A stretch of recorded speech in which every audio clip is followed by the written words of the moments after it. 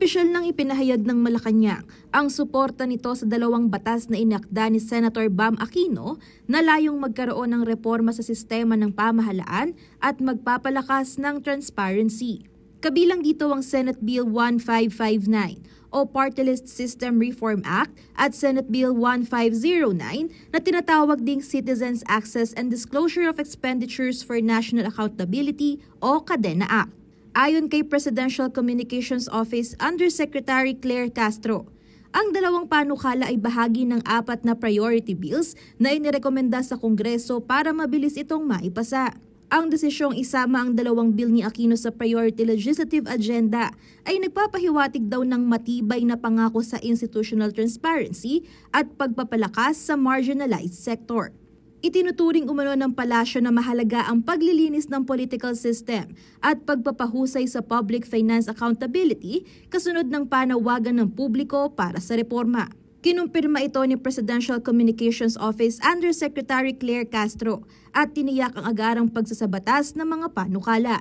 Para sa mas bukas at maayos na pamamahala, ipinag-utos ni Pangulong Ferdinand R. Marcos Jr. sa Kongreso na gawing prioridad ang 4 na legislative measures. Alinsunod sa hangarin ni Pangulong Marcos Jr. na magkaroon ng bukas at inklusibong pamamahala, ipinag-utos ng Pangulo sa Kongreso na gawing prioridad ang Anti-Dynasty Bill at Party List System Reform Act. Kasama rin dito ang Independent People's Commission Act at ang Citizen Access and Disclosure of Expenditures for National Accountability o ang CADENA Act.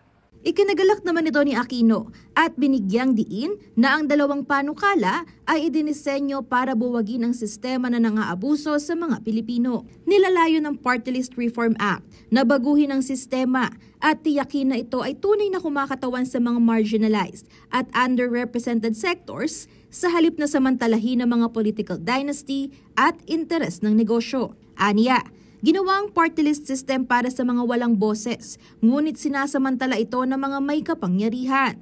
Ang reforma ay upang tiyakin na ang upuan ay para sa nakararami, hindi sa ilang may impluwensyang pampolitika. Samantala, layunin ng CADENA Act na gawing institusyonal ang transparency sa paggasta ng gobyerno sa pamamagitan ng real-time public digital ledger.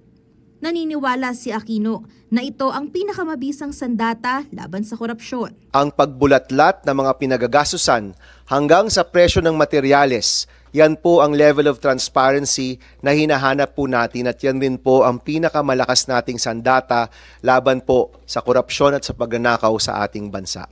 Inaasahang mabilis na kikilos ang Kongreso, Senado at House of Representatives para maisulong ang mas patas at transparent na administrasyon at reformang pampolitika. Angelica Cara, CLTV 36 News.